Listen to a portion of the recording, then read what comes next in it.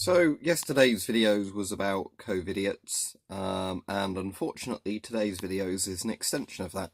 Because in the UK, for those of you that somehow aren't aware, our Prime Minister, you know, the most important person in UK politics, I suppose, maybe except the Queen, it really depends, is in intensive care in hospital. No idea if he'll pull through or not with coronavirus. There's been loads and loads of stuff all over the media how coronavirus is not the fucking flu and people need to take it seriously. It is not seasonal influenza.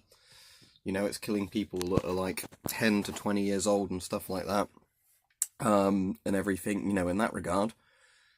And today I had to go to the pharmacy, so I masked up and everything, went to the pharmacy. Everything with the pharmacy was fine, you know, they're brilliant there, but when I was out and about, sunny day, people just walking about and talking to random other people that aren't obviously in their household groups out and about.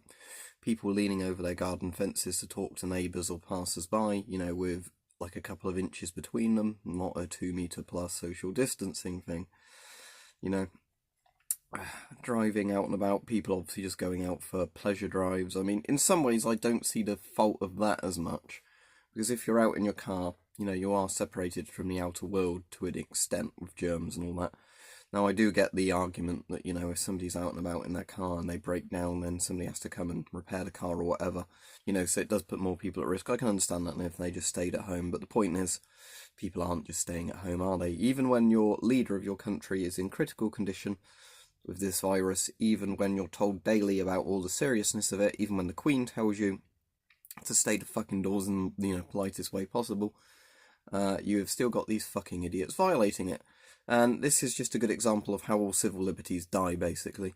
Because whatever it is, like we've talked about with firearms legislation in the UK before, it's the same sort of thing.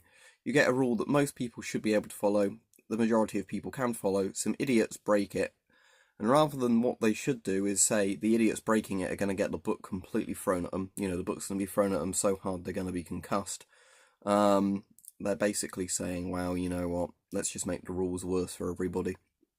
So, here we go. We've already seen the countries who took this seriously and did proper social distancing to begin with having far, far less problems than we're having. And, you know, now we're having lots of problems. So, there you go. So, somebody's doing some hammering, it sounds like. I don't know if you can hear that on the camera. But yeah, so, not good news from my end, I'm afraid. I don't know what it's like in your countries, your areas, but here everybody is carrying on violating the quarantine like it's nothing. So yeah, it's depressing as always, I'm afraid.